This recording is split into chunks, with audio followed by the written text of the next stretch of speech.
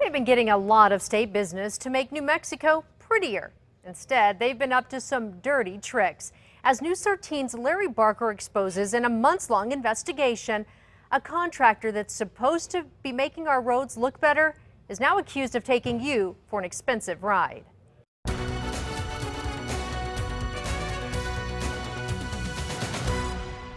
This is a big deal, Larry. It's, anytime we have allegations of fraud, we need to take it serious.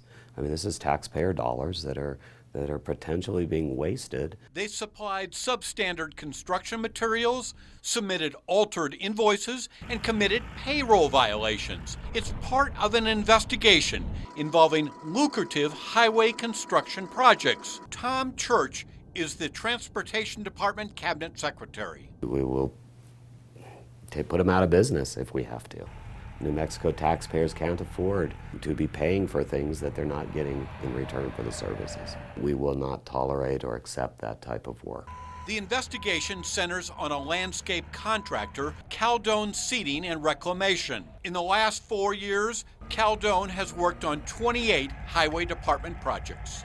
Every time the state builds a new bridge or improves a highway, the contractor is required by law to restore the landscape. Landscape contractors are hired to reclaim land disturbed in a construction zone. Compost is rototilled, the area is reseeded, and straw holds in moisture. Bill Hutchinson is the DOT's landscape architect. And it's typically the last thing that's done on the job. The project's completed, everything else is out of the way, and then the revegetation occurs. Every product that goes into the revegetation solution has a specification for it. They need to be certified as to the source, that they came from an approved source. Our inspectors examine the materials and they count the materials as they go into the job. Because landscape restoration is a highly specialized industry, only 5 New Mexico contractors have the technical expertise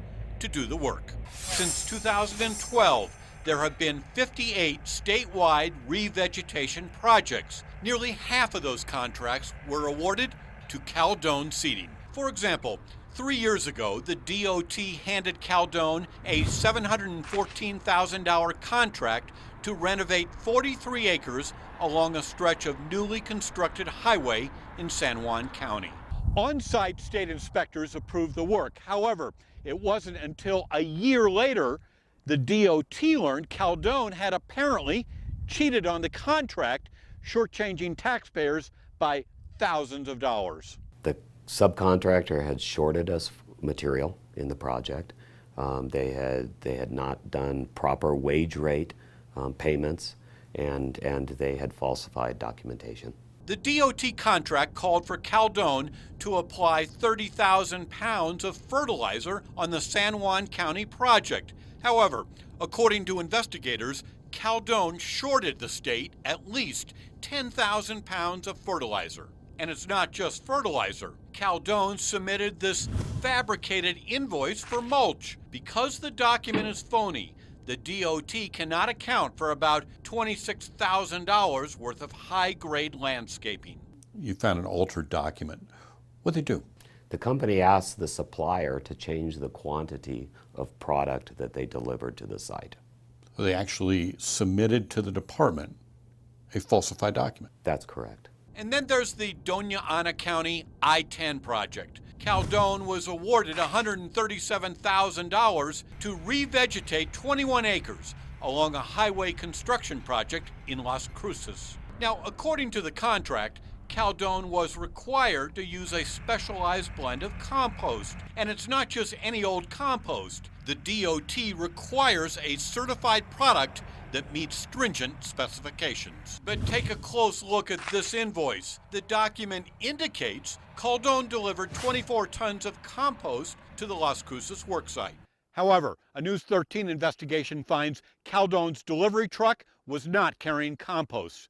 In fact, documents show on March 21st, 2013, the Caldone truck showed up here at the Albuquerque-Bernalillo County Water Utility Authority, where they bought 24 tons of inexpensive wood chips. And it was wood chips, not certified compost mulch that was delivered to the Las Cruces work site.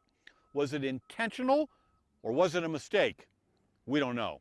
If you have pre-screened wood chips, is that acceptable to the DOT as compost? No, absolutely not. It's not acceptable. That's why it has to be composted material. And this is not Caldone's only infraction. According to a labor investigation, Caldone repeatedly failed to pay its employees proper wages. They were claiming to pay people more than they were paying them.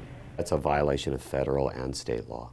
Even though state inspectors are required to oversee and approve contractor compliance, it wasn't until years later that the DOT noticed Caldone was apparently cheating on reseeding contracts. Why is this industry so difficult to police? That is, to make sure that this process of reclamation is done according to the book. I ask myself that question. I don't have the answer. I have talked to colleagues in adjacent states. Every DOT I've talked to seems to struggle with this. It's not concrete, it's not asphalt, it's not guardrail. It's a whole different trade, if you will. It's more of the landscape industry.